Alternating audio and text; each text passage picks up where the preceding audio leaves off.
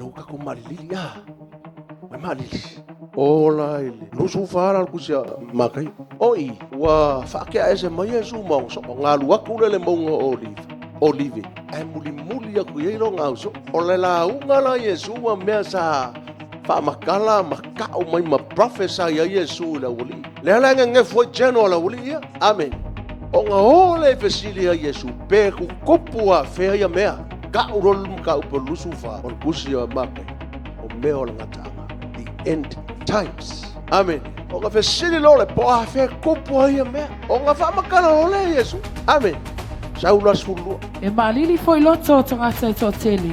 Ona ua tupu tele o le amioleanga. ele ole loko la kaunga ia Papotania, because of the increase of wickedness, the love of most will grow cold. Because of the increase of wickedness, the love of the most will grow cold. O mea ka o perfekanga nga whaia Yesu ra kai miela a o ka unga le wa kupur ka kupulanga. Lusu whala ka ngoa Yesu ra kai miela nga taanga. Lewa ka kuya le kai miela nga. Nga whaia ka ngelu maka upe sfuru al fe upe wha. Fe kau fe kulia e soro ka ngaka. Kupur pako. Kova ai le increase of knowledge lo wei laro. Kova le saur technology ma le AI.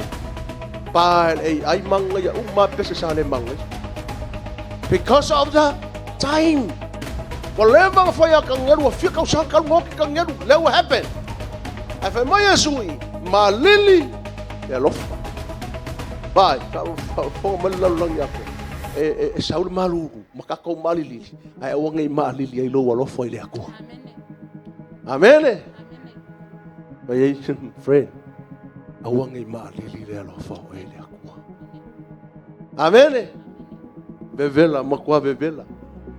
Bangay le ele masengo falong le kyo. Alam ka mafuin le bevela. Bay le si bevela.